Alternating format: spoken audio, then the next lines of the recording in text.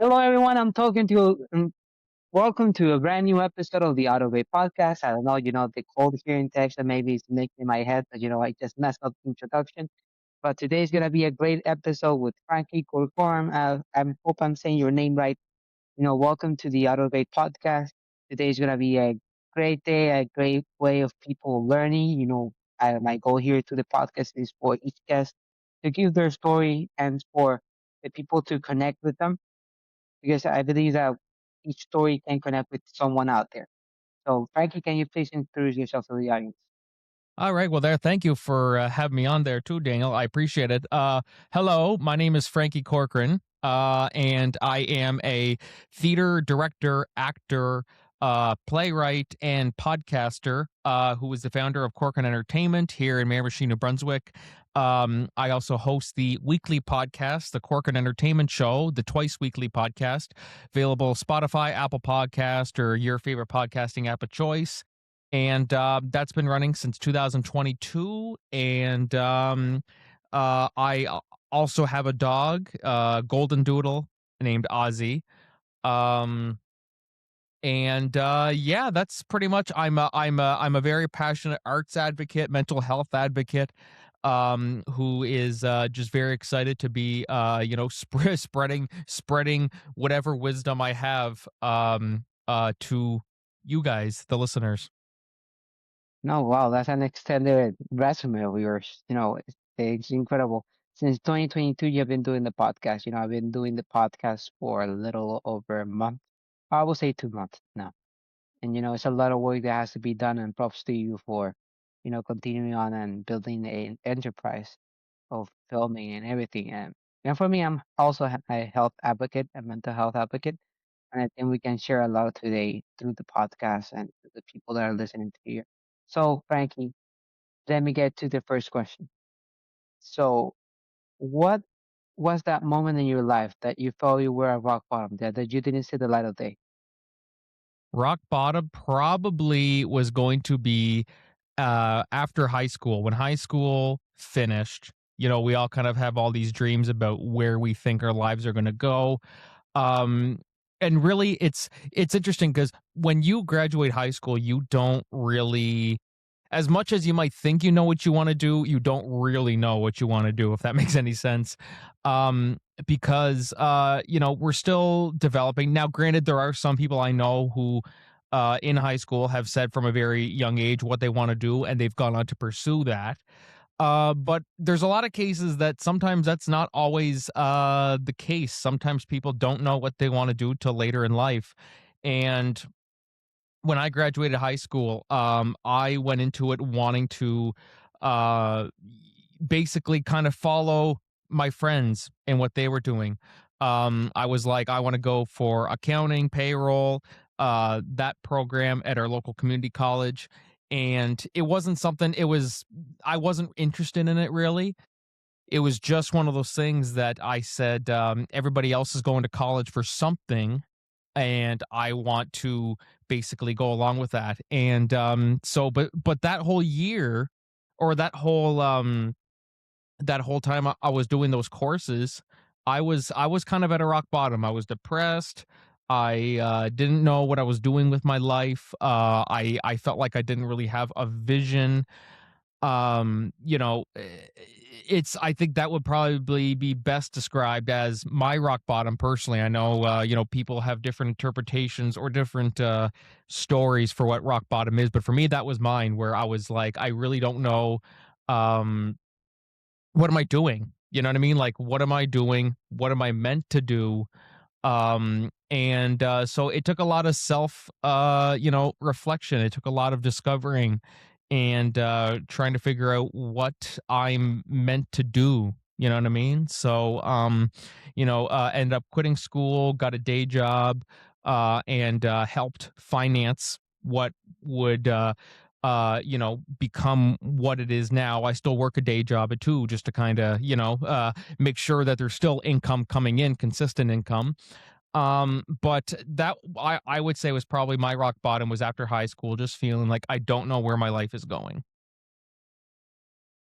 And that's fine because a lot of people have different rock bottoms. Like for me, it was my surgeries. For many people, it's different, and it may seem that our story is not as tough as others, but each person has a story to overcome, a wall to overcome, a journey to go through.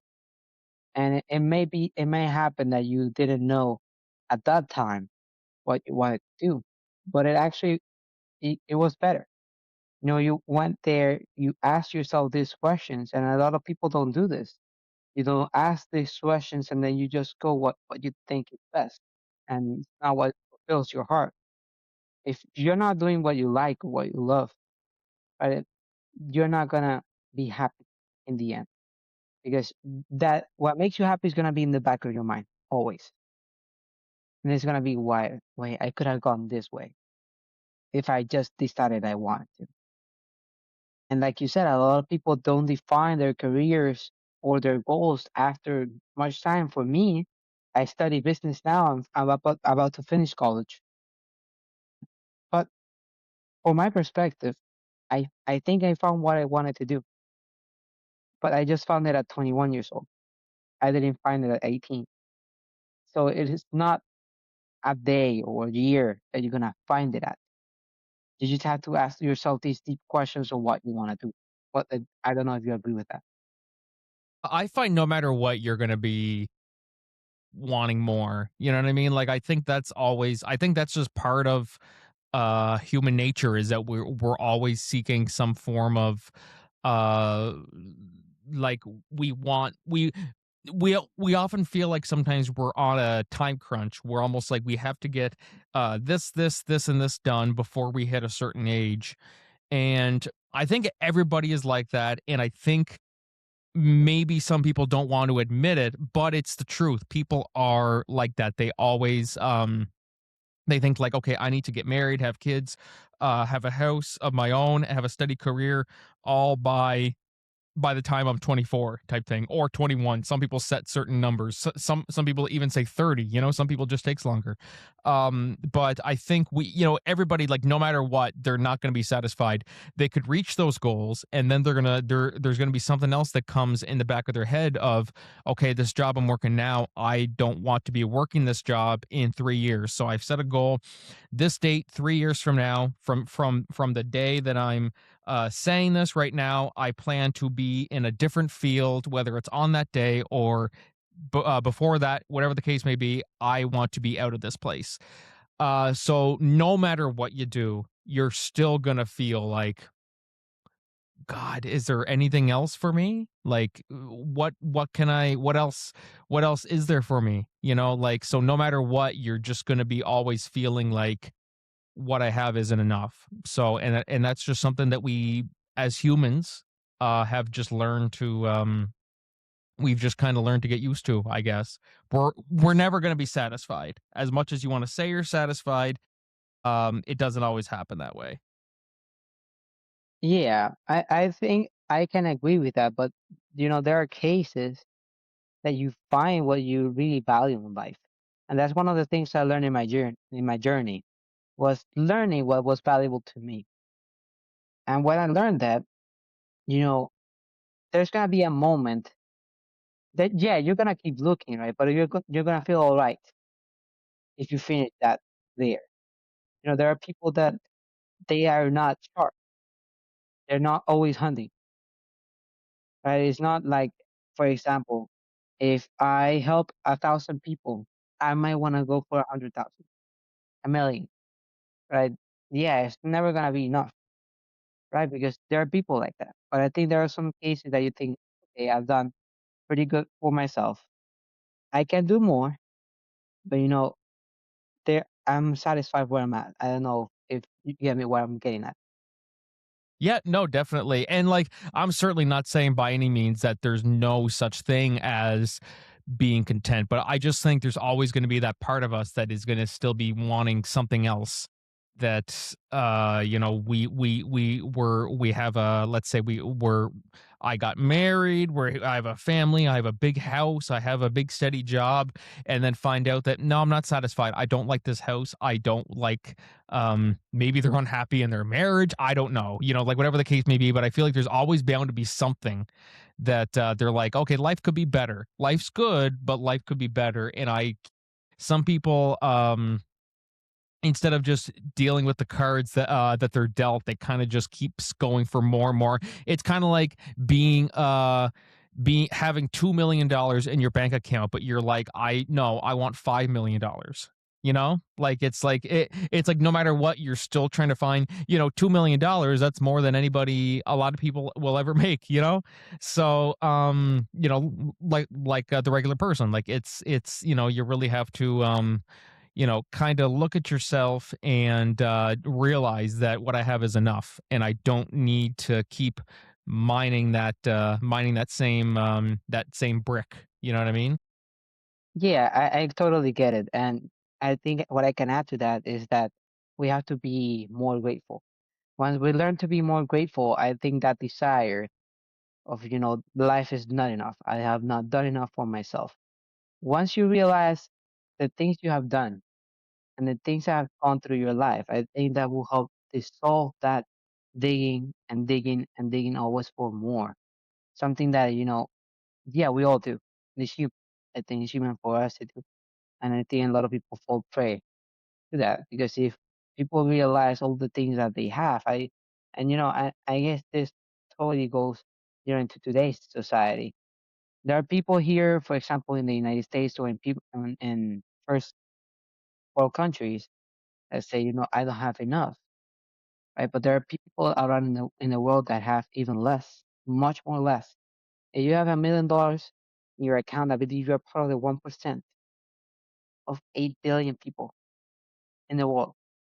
But we learn to be more grateful. I think that desire of always pursuing for more, right, is not gonna matter as much because you realize, hey, I have this, I have this.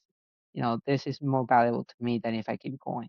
For example, my family is more valuable to me than if I had $2 million instead of one in the bank account. I think that's the lesson that we can all learn to be grateful, and I learned that through my journey with the surgeries. Yeah, no, definitely. What kind of surgeries? Do you mind if I ask? I went through Crohn's disease surgeries for the colon removal, part of the colon removal, things like that. So I joke around with people that I have one organ less than everybody. So I just joke around it because it's part of life. We are gonna go through our struggles. But the thing that I learned is to be grateful. I like to spend time with my family, and if I say, okay, this might be, could be the last time I see my family, because we never know. Right? We might die in our sleep. So being grateful that you get to wake up one more day is more valuable. I asked this in another podcast, and I'm gonna ask you the same question. If I were gonna give you $1 billion, but you're not gonna be able to wake up tomorrow, will you pick it up? I'd say yes. So then my family could take what I have left. Okay, okay, that's a different answer. I didn't think of it that way. But the person that, no, I asked this person to, is they say wake up tomorrow. So it's like, if life is more valuable to you than $1 billion, and your answer is not wrong, right? You can say, I'm gonna grab the $1 billion and give it to my family or give it to charity, for example. You know, that's not wrong, but life is pretty valuable. And I think you can do a lot, with your life. And in your side, you said, I'm doing a podcast. You're trying to impact some people. And the same thing I do. My goal is to impact as many as I can. But so if I don't wake up tomorrow, I don't get to do that. Yep. No, exactly. No more new episodes. You know what I mean? Yeah, no more episodes, no more getting to know people, no more getting to hear the stories, the things that they learn, because each lesson that they learn is something that, hey, I didn't think of that, but hey, that can go into my life and I can improve because each time we're improving ourselves. We are not perfect. We are not born perfect and we are not going to be perfect. But as long as we try to improve ourselves each day, I think we can get a lot further in life. Yep. No, I agree 100%. All I can do is just keep going forward and make the most of life. Yeah. And, with that, I wanted to ask what motivated you, to what person, what book, anything that motivated you to say, I'm, I'm going to stop here. I'm going to finish. I don't know if you finish or not the accounting part, but I'm going to start this project of mine. I'm going to work on my side jobs, real jobs, so that I can income that and fulfill my dream. Yep. Uh it wasn't really till the pandemic that that kind of took fruition for me because I always, working a job and then going to do theater on the side as a hobby just cuz it's like that's my passion, that's what I love. And then COVID hit and so it's just work and home, work home, work home. You can't see anybody else. Um and so I said, I need to make the most of this. I need to have a world to look forward to, so that's really what prompted the birth of Corcoran Entertainment is, I found a way to keep doing theater while we're at home through the form, in the way of writing and, took an interest in directing and eventually that's what formulated to what became known as Corcoran Entertainment. And it's one of those things that you kind of look at it.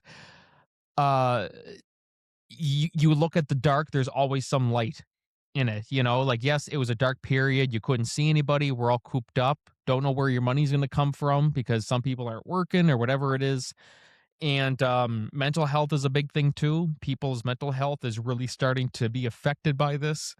And so what really came to my mind was what can I do to look forward to a world where all that's behind us, So I always think about that. I'm like, yes, it was terrible that the pandemic happened, but in a weird way, I'm kind of glad it did because I wouldn't have discovered this newfound passion of mine, and I wouldn't have made as many connections as I have. I wouldn't have been more confident to do because I always thought maybe I could do something like this, but just didn't really have the drive to do it, and then or maybe felt like I wasn't good enough to do it, and then that being cooped up at home and stuff like that really kind of pushed me to step outside my comfort zone and make that leap and to really make a go of it. And I'm thankful for that, and I'm thankful for uh in a way, in the weirdest way possible. I'm thankful that the world shut down because it made me take a look at it, really take a look at myself and made me feel more valuable than I thought I was.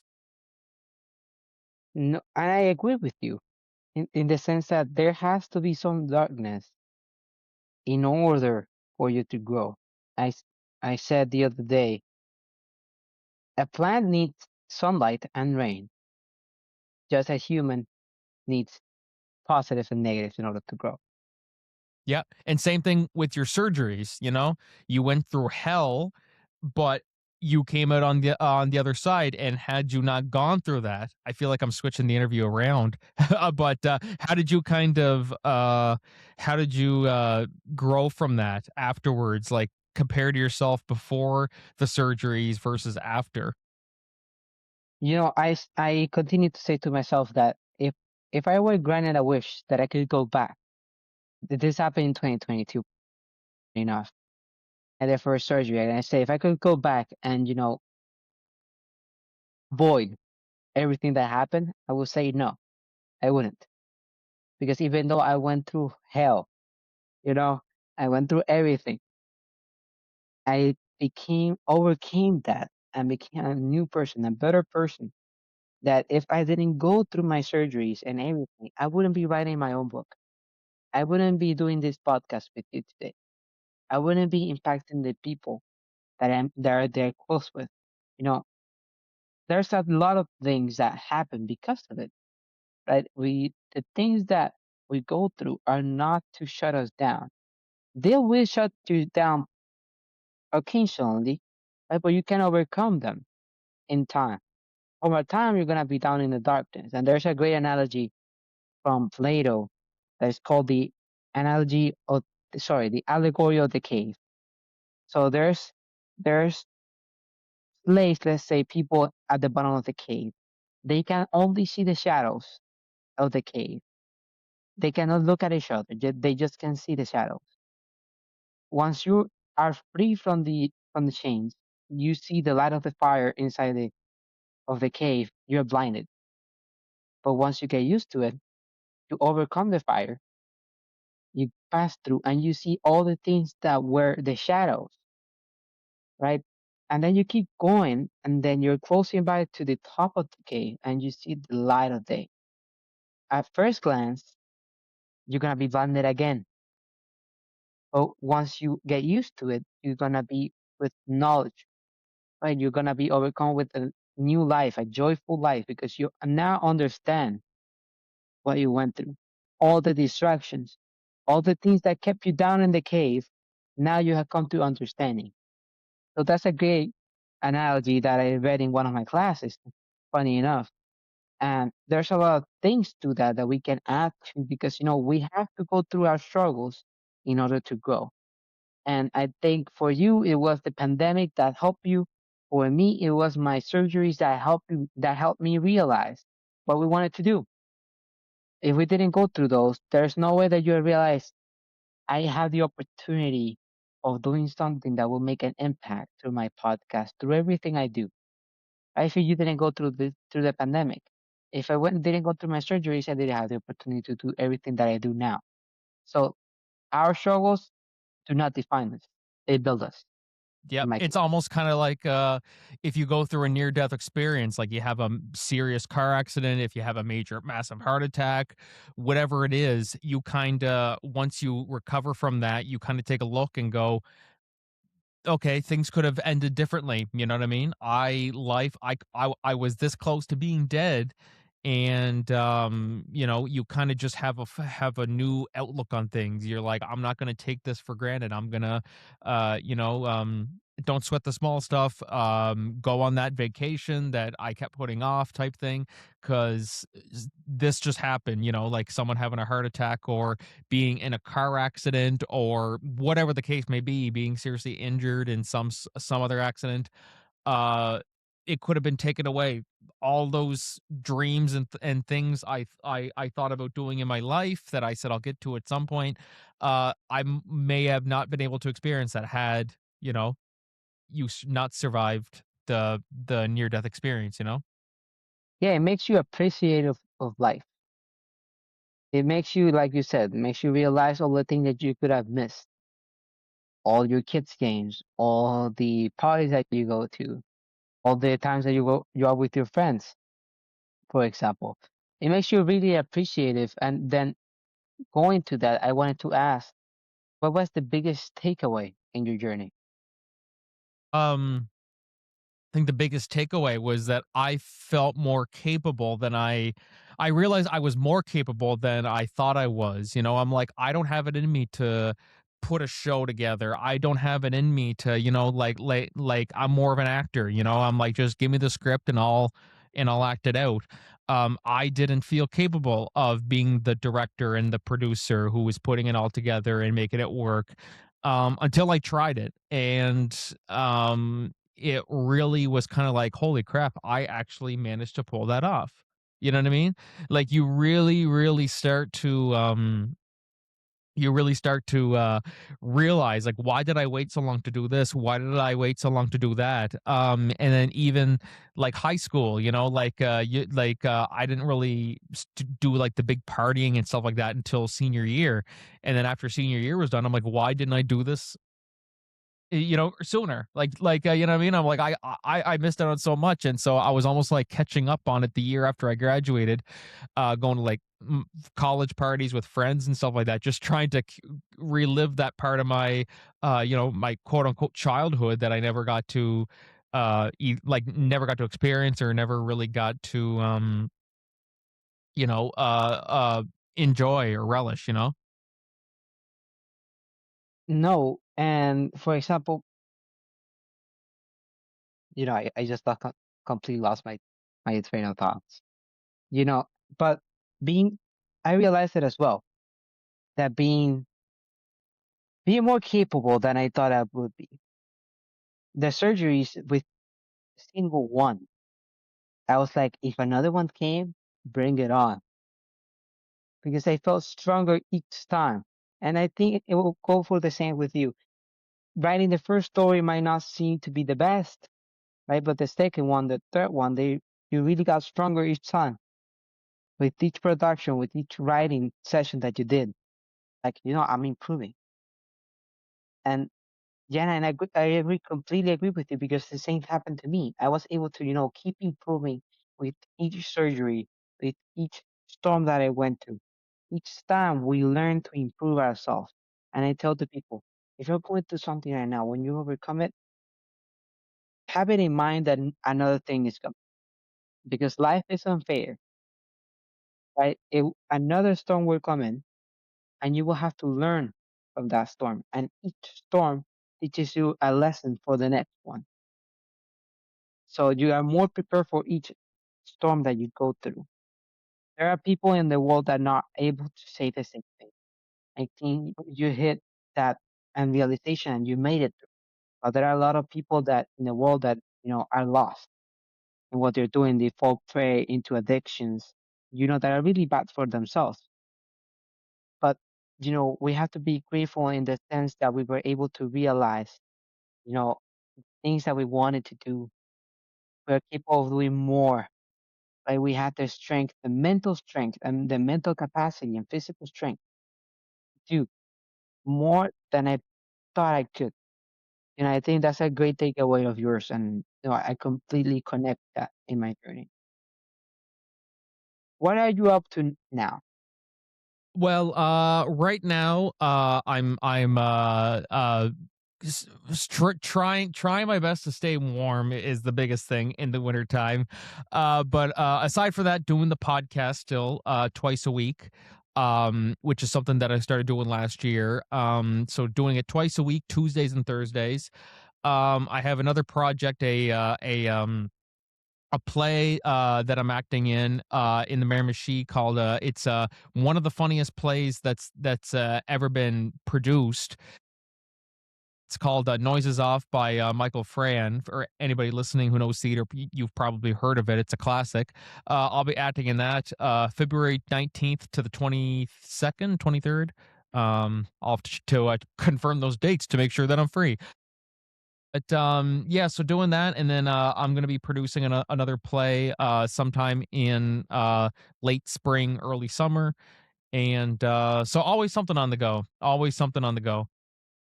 And is there any big dreams or goal that you have right now? Just to be happy with what I'm doing, just to keep being happy with what I'm doing, and to not you know, be careful not to burn myself out. I've learned to, pace myself, don't take on too much, learn when to say no. There's no harm in saying no to certain things if you just don't have the time or the mental capacity for it, or physically, like you're exhausted. I can't take on more work, this and that, whatever the case may be. Just learn, go at your own pace, and to really stop and think before you do it, because it's one of those things that you can get so excited and say yes and then go, crap, I have so much on my plate, I shouldn't have done that. Yeah, it strains you because you said yes, yes, yes, and yes, yes. But you have so much time to do something. You have 24 hours. You don't have 36. 24 hours in a day. And if you sleep 8, you have 16, right? So, yeah, there's no harm in saying no. And that's another thing I learned in my journey. Saying no is important because saying no allows you to control your own life. Of course, you want to help your friends and everything. You can say yes, but you cannot say yes to everything. You have to realize where you're at, and realizing what to say no is a big important step in anything that you want to do. I think you hit it right on the dot with that one. Yeah, it's a big thing. Not many people can stop themselves from saying no. Yeah, no, for me, I like to say yes to everything. but sometimes we have to say no. I can't do this, because there's uh, these things that I want to do, and if I say yes to this thing, I'm not gonna be able to do those things that I want to do, those that are gonna help me pursue my dreams. So I wanted to ask, what would you like your legacy to be? I would just like people to, kind of look back and go, "Oh, he put on some good stuff." I really want to hopefully inspire people to try their own stuff. Like whether there's people out there who want to start a podcast because they saw mine, I'd love for people to do that. I always encourage people to start a podcast. People who write, whether it's a book or a play or whatever it is, I encourage them to try that out, and hopefully through my story and telling my story they'll be able to see that and go, okay, well, he doubted himself, he pulled it off, maybe I can too. So that's kind of what I'm hoping that people will hear, whether it's this podcast or another podcast, where I will just basically, bestow my wisdom, I guess you could say, and encourage people to, there's no harm in trying. If it doesn't work, it doesn't work, but at least you can say, hey, I tried, and it's not bragging if you're actually trying. So There's a saying that you miss 100% of the shots you don't take. yeah, exactly, 100%.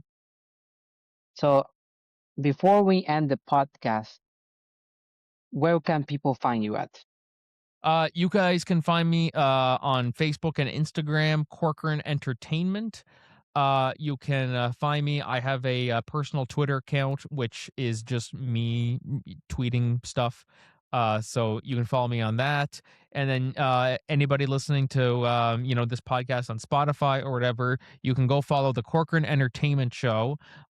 New episodes every Tuesday and Thursday. We got a lot of great guests lined up this year, and I'm super stoked to keep doing more podcasts like yours. I really admire what you're doing, man, and 2 months Thank you. in, and hopefully you got many more years to come. Thank you, thank you. And people, you heard of you heard him, you can find him, and if you're close to him, you can go to the theater on the days that he's gonna perform at, so on the days and he's gonna produce, so that you're able to see him in person. So there's a lot of things that, first of all, thank you. Thank you for being here. Thank you for those kind words, and hopefully there's more podcasts for you and for me to come. There's a lot of uncertainty always in the dreams that you want to pursue, and then if we can keep our heads up and we can continue moving forward, there's a lot of things that we can accomplish if we keep trying. Absolutely, man. Yep. Just put your head down, keep working, and do your thing, man. You're doing awesome. Thank you. Is there anything else that you want to leave for the audience? No, just if you're in a cold area, stay warm. If you're in a hot area, stay cool. Uh, I'm at the time I'm recording this, it's minus 29 or 30 right now. So I am I'm after this podcast, I'm going to have a bath in hot black coffee. I'm just gonna bathe in coffee is what I'm doing because it's You, at this time of the recording is the winter storm in Texas, and in Texas we don't get so much snow or so much coldness during the year. So it's weird for us to have this kind of like cold weather. We're not minus 30 to say, but we are in the 20s. That is not normal for Texas.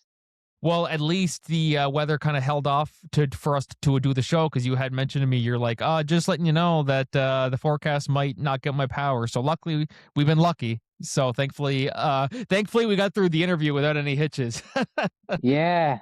Thank God that we were able to, get through this interview without any hitches. And, thank you again for being here. For those that are here, and thank you so much for being here. Thank you so much for listening in. Please don't forget to subscribe, follow, like, and comment and share with the people that you love so that we can keep spreading this podcast and spreading the stories that each podcast tell.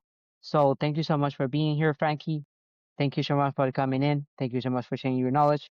Thank you so much for the audience for being here. And again, God bless you all and may you all keep healthy and stay warm. Goodbye.